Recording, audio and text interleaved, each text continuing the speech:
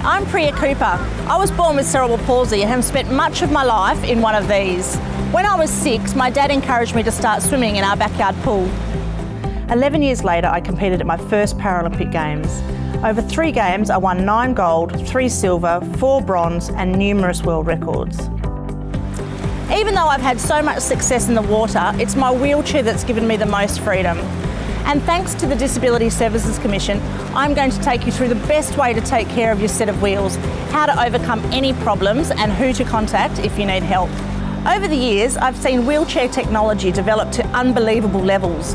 But if you're using a wheelchair for the first time or have been given a chair you're unfamiliar with, it can be a confusing thing to get your head around.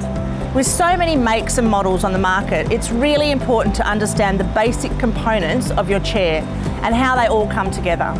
This series is designed to give you the information you need to feel comfortable in your chair, how to use it, and who to contact if you run into any problems along the way. The modern wheelchair comes in all shapes and sizes and any number of modifications designed to suit all kinds of lifestyles. There's plenty of terminology out there, but here are some of the most common parts you'll hear about on a wheelchair, whether manual or powered. The basic parts of a wheelchair are frame, seat canes, push handles, wheels,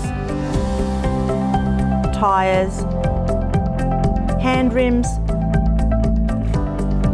casters, brakes, armrests, leg rests, foot plates, tip assist bars and anti-tip bars, tie-down points, upholstery, seating system, and power wheelchair controller.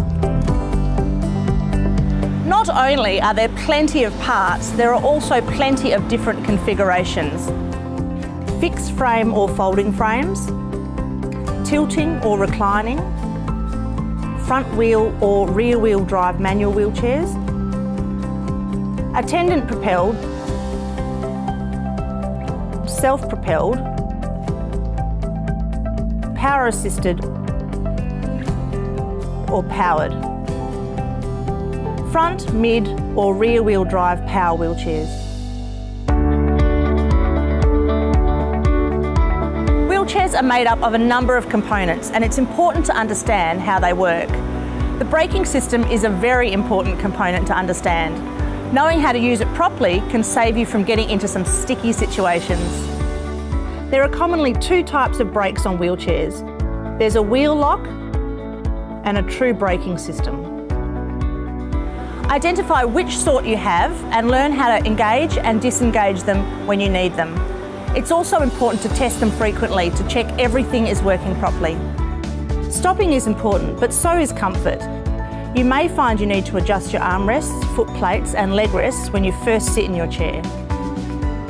Armrests can be removed, replaced and adjusted to suit your needs. Foot plates on most common wheelchairs can be fixed or flipped up and down to allow transfer. Leg rests can be removed completely, swung away or elevated. Tilt or recline wheelchairs refers to 2 different seat functions available. Tilt chairs, where the seat and back move together, can be used for pressure relief, as well as assisting you to reposition yourself.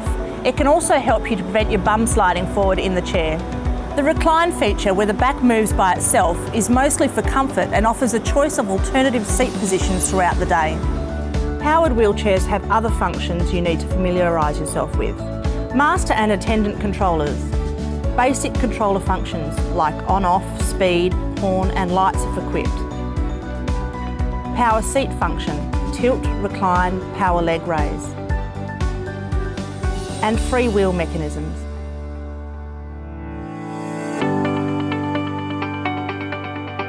I spend about 75% of my time in my wheelchair. That's a lot of time in my seat. You'll hear a lot of terms thrown around about parts of the seating system, so it's important to know what they all are. The basic parts of a seating system are back and baseboards, back and seat cushions, hip pelvic blocks, thoracic supports fixed or swing away, pelvic strap, trunk harness, pommel fixed or flipped down, headrest, foot supports, and trays. Now that we're familiar with the different parts of a wheelchair, let's look at how they work. The purpose of a seating system is to help you have better posture and to maximise your functional skills so you can do the things you want. If your chair has a lap belt, it will come over you like this and click into here. You can tighten by pulling this part. Lap belts should be as tight as a belt on a pair of pants. If you can get 2 fingers between the belt and the hip, that's perfect. To release the belt, just press the release mechanism here.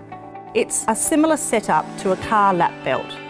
The purpose of the lap belt is to help keep your bum in the right spot in the chair. Shoulder harnesses or chest harnesses are also a necessity for some chair users to help position their upper body.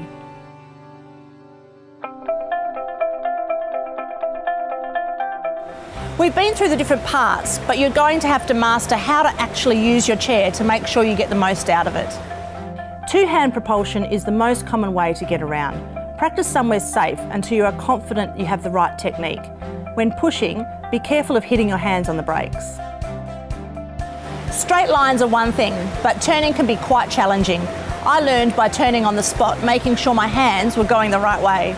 To turn on the spot, push one wheel forward. Left wheel to turn right and right wheel to turn left. Pull the other hand backwards. As you learn, start practicing with moving turns. Slow down and then turn to the side you want to go. You also need to think about the wheel axis. It's really important if you have a tight corner, like getting into a doorway. In this case, start to turn only when the axle is at or just past the door frame. To really get around freely, you'll need to open doors. For a door that opens towards you, roll the chair forward to the door handle, open the door and roll through, holding the door handle on your way. Wheelies are great fun and can help you get around, but they also can be dangerous as you may fall backwards. Talk to your therapist and ask for help when you're learning to do this. Only practice when someone's there to catch you if you fall back, and maybe use safety equipment like a helmet or anti-tip bars. If you're assisting someone in their chair, you'll also need to familiarise yourself with a few basics to make life easier for you and the wheelchair user. It can be hard to push a chair over uneven surfaces like grass or particularly sand, so pull the chair backwards. If you need to go up curbs, you can either approach them backwards and pull the chair up from the back, but be careful the person in the chair doesn't fall out. The other option is to use the tip assist and raise the front casters and roll the chair forward. Going down curbs is a lot easier. As I've said, these days I spend about 75% of my time in my chair, and the rest of the time I need to make sure I can transfer safely. Always apply the brakes before you attempt to transfer anywhere. It is not something you forget twice. If you're hoisting someone and the chair has a tilt position, use this to help position the person in the chair. There are going to be times when you need to fold the chair. Firstly, remove the cushion, fold foot plates up, pull seat upholstery up and tilt the chair sidewards. This elevates the wheel to allow the sides to come together. Then push the armrest down. And a word of caution, watch out for your fingers. We also need to know how to load and unload the chair from the car. You are going to have to lift the chair, so make it as light as possible. Remove the cushion, take off the foot plates, and if you can, remove the wheels. Fold the chair, and if you're able, lift it into the boot. You can also use a sheet and place it over the boot of the car. Lean the wheelchair on the sheet, pivot the wheelchair on the boot by lifting the wheels up, then slide the wheelchair into the boot. To unload, it's the reverse process. If you have problems with your chair at any time, contact your therapist, the funder of your chair, or your supplier if you bought the chair yourself. If you need to arrange an assessment or repairs, refer back to the manual that came with your chair or the therapist handover information you were given. This will have the best information for who to contact and the process to follow. When it comes to keeping my chair in top condition, there's a lot I can do myself, but there's also a lot I can't. It's always best to get help to give your chair the longest life possible. I hope this video has helped you get to know your chair a whole lot better. Wheelchairs are pretty amazing things. I really hope you learn to use yours so that it enhances your life the way mine has for me.